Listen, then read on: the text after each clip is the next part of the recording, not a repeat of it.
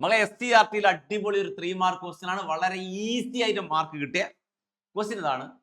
22.4 litre carbon ഡൈ ഓക്സൈഡിന്റെ mass എത്ര എന്നുള്ളതാണ്. എത്ര? 22.4 ലിറ്റർ കാർബൺ ഡൈ ഓക്സൈഡ് നിങ്ങളെ കൈ തന്നു. അതിന്റെ മാസ് എത്രയാന്ന് ചോദിച്ചിരിക്കുക. മാസ് കാണാൻ ഒരേ ഒരു മാർഗ്ഗമേ ഉള്ളൂ, മോള് കാണണം. മോള് കാണാതെ ഒരിക്കലും എന്ത് കാണാൻ പറ്റില്ല? മാസ് കാണാൻ പറ്റില്ല.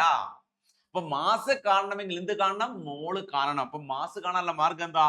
മാസ് ഈക്വൽ ടു ആദ്യ ഇക്വേഷൻ എടുക്കുക. Mass equal to mall into gram molecular mass GMM. പഠിച്ചേ?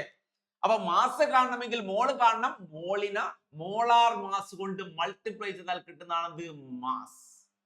അപ്പൊ മോള് കാണണ്ടേ?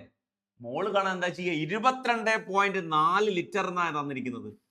ലിറ്റർ എന്ന് പറഞ്ഞാൽ ആരെ യൂണിറ്റാ? വോളിയത്തിന്റെ യൂണിറ്റ് അല്ലേ? അപ്പൊ വോളിയം തന്നാൽ മോള് കാണാൻ നമ്മൾ ഒരു ഇക്വേഷൻ പഠിച്ചിട്ടുണ്ട്. Mole equal to volume at STP divided by 22.4 എന്ന ഇക്വേഷൻ പഠിച്ചിട്ടുണ്ട്. തന്നത് വോളിയം ആണെങ്കിൽ മോളിലേക്ക്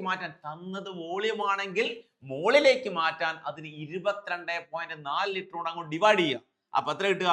22.4 ഡിവൈഡഡ് ബൈ 22.4. ഈ 22.4 കണ്ടില്ലേ? ഇതാണ് വോളിയം.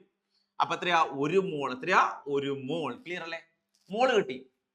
മോള് കിട്ടിയാൽ മാസ് കാണാൻ വളരെ എളുപ്പമല്ലേ? മാസ് എന്താ? മാസ് ഈക്വൽ ടു മോൾ എത്രയാ? 1 ഇൻറ്റു മോളാർ മാസ്.